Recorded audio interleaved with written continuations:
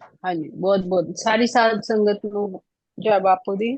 जय जय श्री कृष्ण, जय श्री राधे। बोलो सियापति रामचंद्र महाराज की जय। बोलो बांके बिहारी लाल की जय।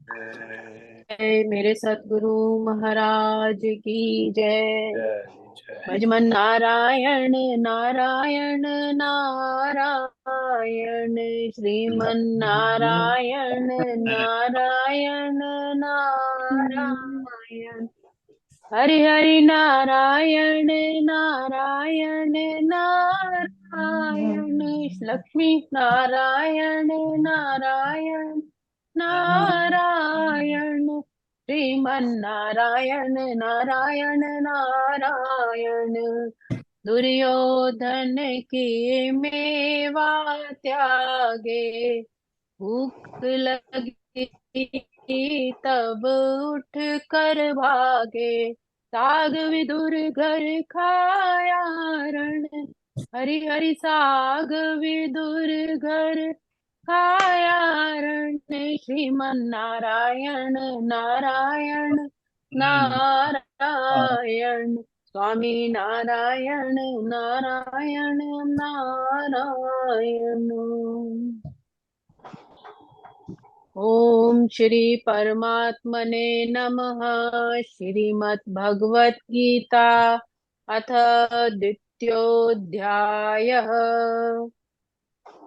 वसुदेव सुतं देवं कंसचाणूरमर्दनं, देवकी परमानन्दं कृष्णं वन्दे जगद्गुरुं, कृष्णं वन्दे जगद्गुरुम्।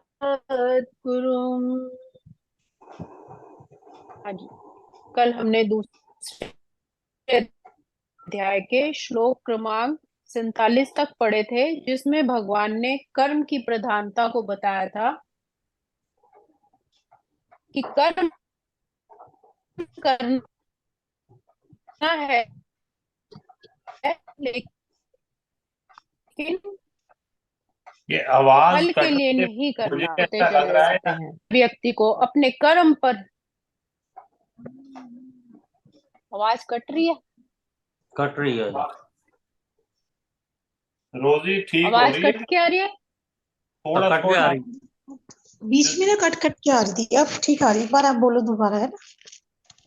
हाँ जी। तो भगवान यहाँ समझा रहे हैं कि हर व्यक्ति को अपने कर्म पर अधिकार है, किंतु उसे फल से अनासक्त होकर कर्म करना चाहिए, मतलब फल की इच्छा नहीं करनी चाहिए। ऐसे ठीक। निष्काम कर्म से निसंदेही मुक्ति पथ की ओर ले जाने वाले होते हैं। जो काम फल की इच्छा के बिना किए जाते हैं, परमात्मा को निमित्त करके किए जाते हैं, परमार्थ के लिए किए जाते हैं, जिसमें अपना स्वार्थ निहित ना हो, तो भगवान कहते हैं कि ऐसे कार्य हर मनुष्य को मुक्ति पथ की ओर ही लेकर जाते हैं। अब आगे का श्लोक 48। योगस्थ कुरु कर्माणि संगं त्यक्त्वा धनंजय, सिद्धय सिद्धयो समो भूत्वा समत्वं योग उच्यते।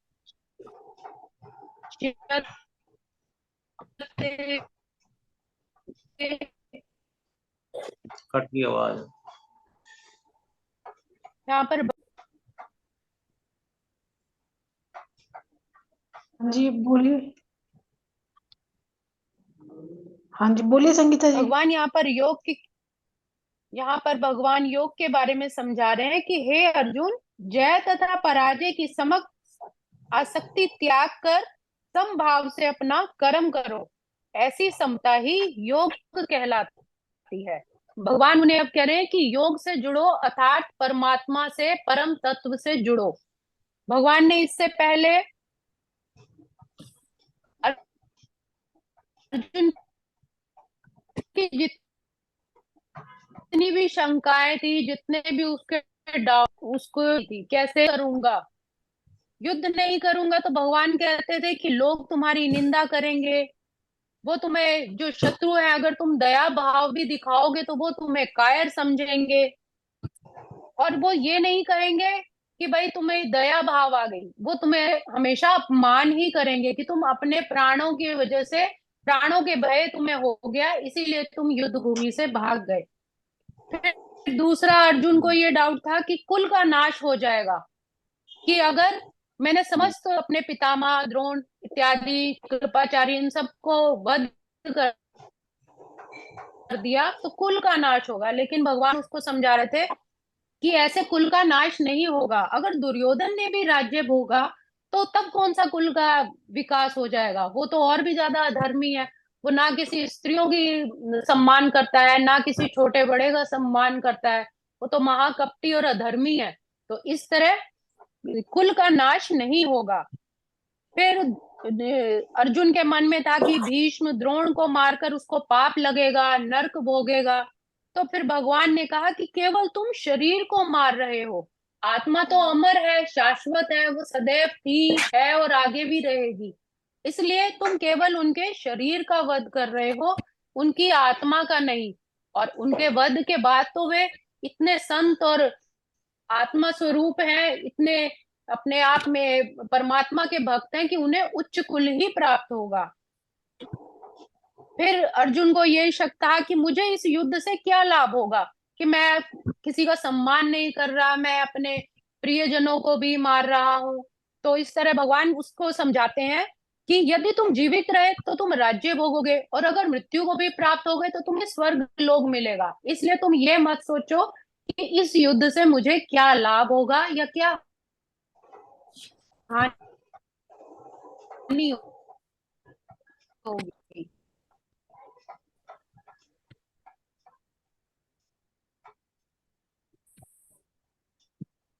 उसके बाद समंजस की ने कि तुम अपनी दृष्टि, अपना जो देखने की, जो तुम्हारे निर्णय लेने की जो दृष्टि है, उसको तुम फोकस करो, एक जगह एकाग्र करो। जब तुम एकाग्रता से किसी काम को दृढ़ निश्चय से करोगे तभी वो तुम्हें अपने लक्ष्य की ओर लेके जाएगा। तो अपनी सारी इंद्रियों को समेटकर अपना ध्यान उसी चीज पर फोकस करो जिससे धर्म की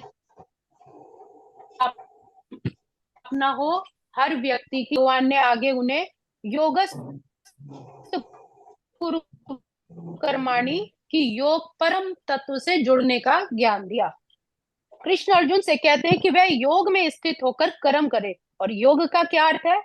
सदैव चंचल रहने वाले इस इंद्रिय को वश में करके परम तत्व में अपने मन को एकाग्र करना। और परम तत्व कौन है?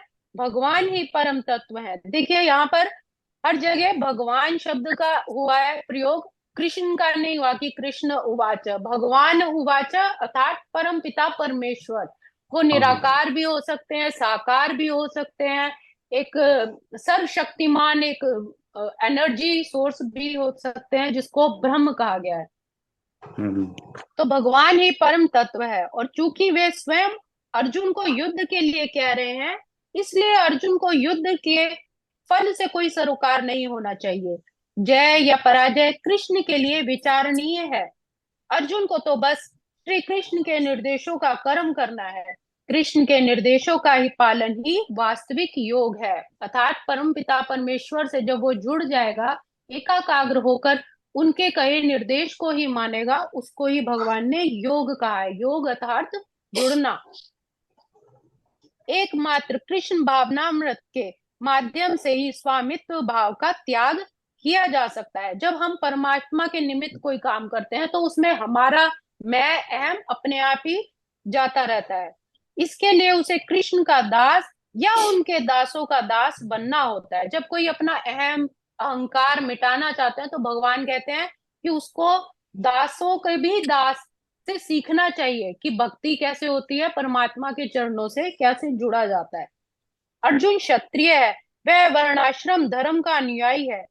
सांसारिक नियम है कि लोग अपनी तुष्टि करते हैं, किंतु यहाँ तो अपने को तुष्ट न करके कृष्ण को तुष्ट करना है। कि अपने स्वार्थ के लिए, अपनी भलाई के लिए या अपने राज्य भोग के लिए आप तुम्हें युद्ध नहीं करना, कृष्ण को संतुष्ट करना है। अतः कृष्ण को तुष्ट करने के लिए किए बिना कोई भी धर्म का पालन नहीं कर सकता। अगर हमारे किसी काम से भगवान ही प्रसन्न न हो उन्हें ही संतुष्टि ना मिले तो ऐसा कार्य करने से क्या लाभ।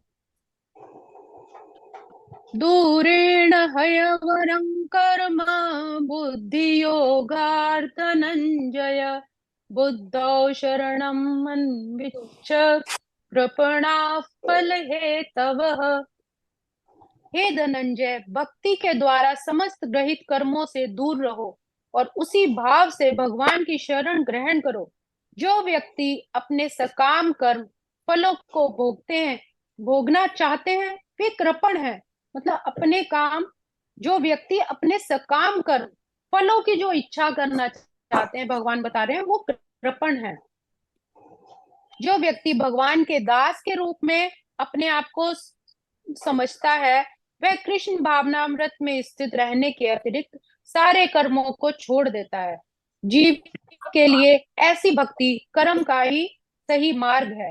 केवल कंजूस ही अपने सकाम कर्मों का फल भोगना चाहते हैं, जिसमें जिसका स्वार्थ जुड़ा हो कि मुझे ये करने से ये फल मिल जाएगा। जब ये भावना आ जाती है तो भगवान कहते हैं वो सिर्फ एक अपना फल प्राप्ति के लिए है, किंतु इससे वे भव बंधन में और अधिक फंस जाते हैं। वो फिर उससे बाहर नहीं निकलते, क्योंकि सारे कारण ये हमें बंधन में और डालते चले जाते हैं।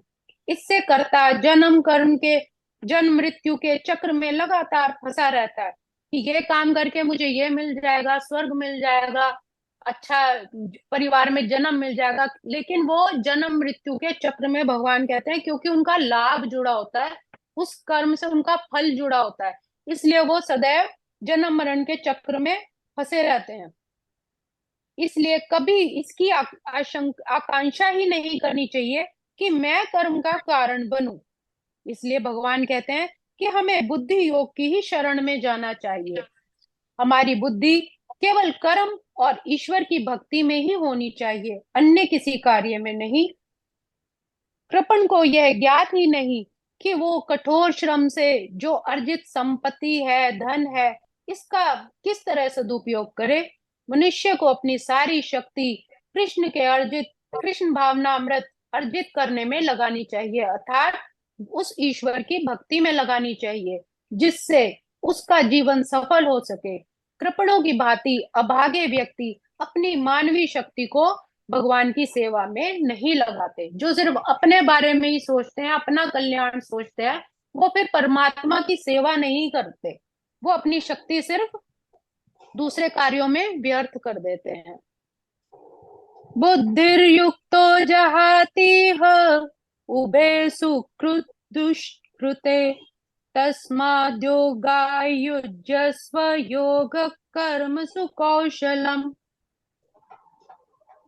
भगवान यहाँ कहते हैं बुद्धि युक्त, मतलब भक्ति में लगा रहने वाला। जो हमेशा भक्ति में संलग्न रहता है, मनुष्य इस जीवन में ही अच्छे और बुरे कार्यों से अपने को मुक्त कर लेता है। जो अच्छा काम करेगा या बुरा काम करेगा, अपने अपने कर्मों के हिसाब से भगवान कहते हैं वो अपने आप को मुक्त कर लेता है। अतः योग के लिए प्रयत्न करो, क्योंकि सारा कार्य कौशल यही है। जितना अपने आप का जुड़ाव परम तत्व उस परमात्मा से करेंगे तो उसका उद्धार उतनी ही जल्दी होगा। कहने का भाव है कि जीवात्मा अनादि काल से अपने अच्छे और बुरे कर्मों के फल को संचित करता रहा है, फलतः वह निरंतर अपने स्वरूप से अनभिज्ञ रहा है। इस अज्ञान को भगवत गीता के उपदेशों से दूर किया जा सकता है। यह हमें पूर्ण रूप से भगवान की शरण में जाने और जन्म जन्मांतर के कर्म फल की श्रृंखला का शिकार बनने से मुक्त होने का उपदेश देती है। अतः अर्जुन को भगवान के लिए कार्य करने के लिए कहा गया है, क्योंकि कर्म फल के शुद्ध होने की यही प्रक्रिया है। अगर हम कोई काम परमात्मा का नाम लेकर करते हैं तो वो अपने आप ही शुद्ध हो जाता है। कर्मजं बुद्धिर्युक्ता हि फलं त्यक्त्वा मनीषिणः जन्म बंधन विनिर्मुक्ता पंदं गच्छन्त्यनामयम्। इस तरह भगवत भक्ति में लगे रहकर बड़े बड़े ऋषि मुनि भक्तगण अपने आप को इस भौतिक संसार के कर्म के फलों से मुक्त कर लेते हैं और इस प्रकार वे जन्म मृत्यु के चक्र से छूट जाते हैं और भगवान के पास जाकर उस अवस्था को प्राप्त कर लेते हैं जो समस्त दुखों से परे है। अज्ञानवश मनुष्य यह समझ ही नहीं पाता, क्योंकि इंसान तो कर्म के फल को प्राप्त करने में से ही खुश हो जाता है और फिर उसी में ही लगा रहता है। तो केवल अज्ञानवश अल्पज्ञानी पुरुष यह सोचकर कि कर्मों से ही वे सुखी रह सकते हैं, सकाम करते हुए स्थिति को सहन करते हैं, उन्हें यह ज्ञात ही नहीं कि इस संसार में कहीं भी कोई भी शरीर दुखों से रहित नहीं है। संसार में सभी जगह जीवन में सुख दुख, जन्म मृत्यु, जरा व्याधि विद्यमान है, किंतु जो अपने वास्तविक स्वरूप को समझ लेता है और इस प्रकार भगवान की स्थिति को भी समझ लेता है, वही भगवान की प्रेमा भक्ति में लगा रहता है। फलस्वरूप वह बैकुंठ जाने का भी अधिकारी बन जाता है, जहाँ ना तो कोई भौतिक कष्ट है, ना कोई मृत्यु, ना ही काल, और इस प्रकार वो इन सभी प्रभावों से बहुत दूर मुक्ति को प्राप्त, मोक्ष को प्राप्त हो जाता है। एक मिनट, ये किस किस इंसान की बात की है जो मुक्ति प्राप्त हो जाता है? थोड़ा सा दोबारा बताना, मैं मिस कर गया। हाँ जी, ये वो कह रहे हैं कि अज्ञानता वश मनुष्य को समझ ही नहीं आता हाँ कि हाँ इस संसार में हर जगह दुख है, संकट है। तो वो क्यों है? वो इसलिए है क्योंकि वो उसके कर्मों का फल उसको मिलता रहता है और वो इसी में ही लगा रहता है। हाँ वो ये समझते हैं कि कर्मों से ही वो सुखी, हम ये कर्म कर रहे हैं तो हम सुख रह जाएंगे। वो हाँ हाँ परमात्मा के निमित्त होकर कार्य नहीं करते, कर्म करते हुए स्थिति को सहन करते हैं। उन्हें ये ज्ञात ही नहीं कि कोई भी शरीर दुखों से रहित नहीं है।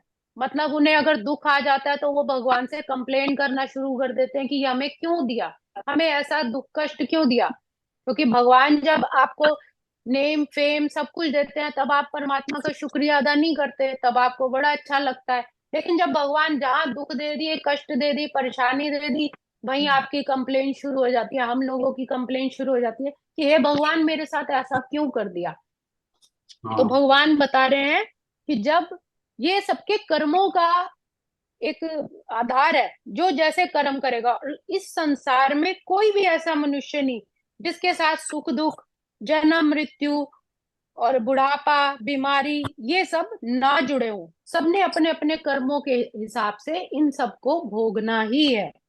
किंतु हाँ जो अपने वास्तविक स्वरूप को समझ लेता है, मतलब मेरी आत्मा, परमात्मा भी हमारे अंदर है और आत्मा भी, लेकिन उनका संबंध क्या है आपस में, कौन परमेश्वर है, कौन परम तत्व है, हम कैसे जुड़ेंगे, जब इसका ज्ञान हो जाता है तब वो भगवान की, तब उसको समझ में आ जाता है कि ये सब मिथ्या है। और ये कब होता है? वही जब भगवान की प्रेमा भक्ति में लगा रहता है, तभी वो परमात्मा का निरंतर सिमरन करता रहता है।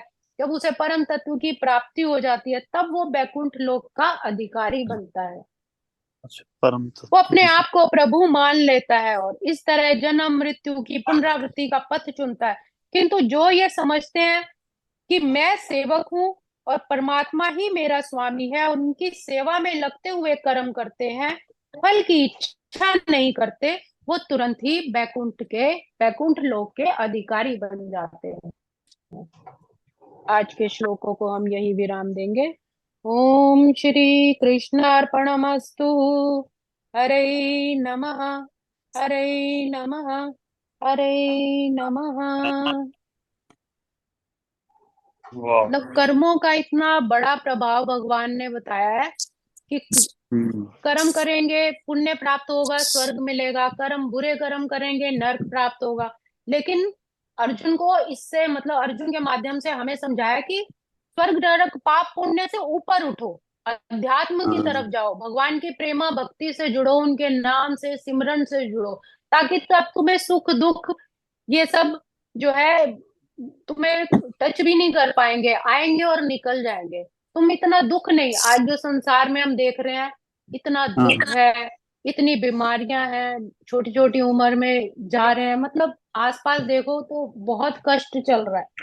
अभी जो इजराइल और उसका फिलीपींस का भी वो चल रहा है, मतलब कितना अत्याचार हो रहा है गाजा की तरफ।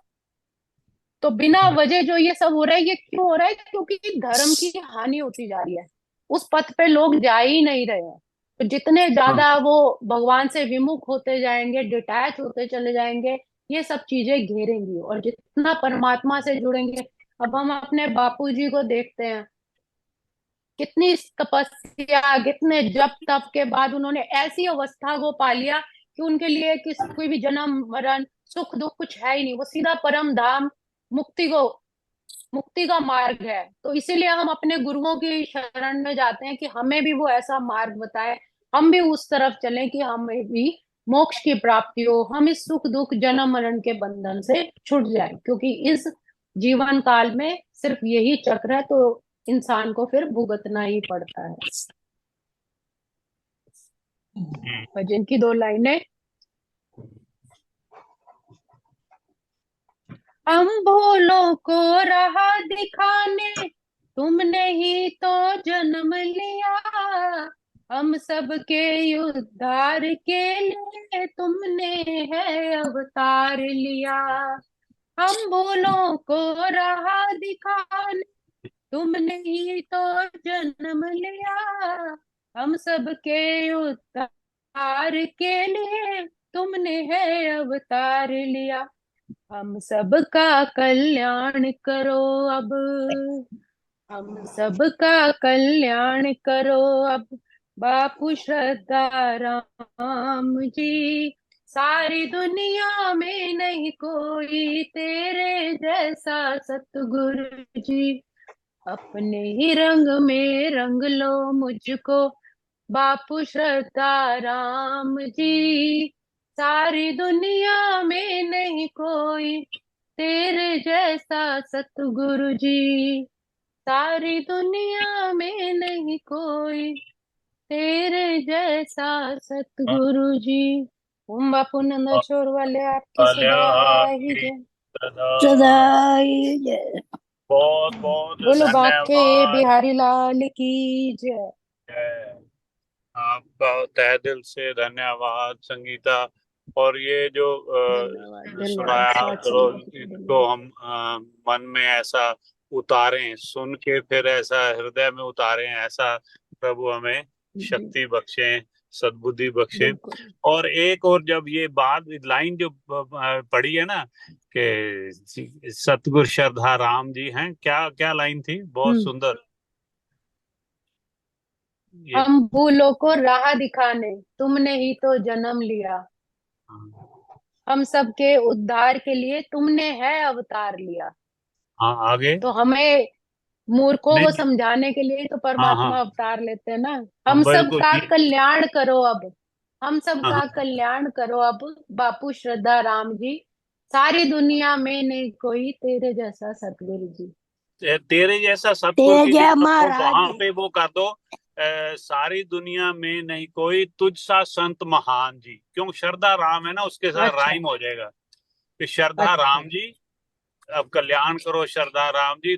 तेरे जैसा संत ना कोई दुनिया में तेरे जय महान महाराज, जी। तुझसा संत मानो, तेरे जैसा महान महाराज यार, तेरे जैसा नहीं को संत महान जी। महान जी, तेरे जैसा दुनिया में नहीं संत कोई महान जी। ऐसा शरदा राम। और अभी गा के देखो यही लाइन सिर्फ। सारी दुनिया में नहीं कोई तेरे तेरे तुझ सा संत महान हाँ जी। तुझ सा। और इसके साथ शरदा राम जी वाली लाइन भी गाओ। अपने ही रंग में रंग दो मुझको, बापू श्रद्धा शरदा राम राम जी। जी। सारी दुनिया में नहीं कोई तुझ। तुझसे संत महान जी। हाँ अब ठीक हो गया, बहुत बढ़िया, मीटर में आ गया, बहुत सुंदर राइम भी हो गया। हाँ जी, जय हो, थैंक यू।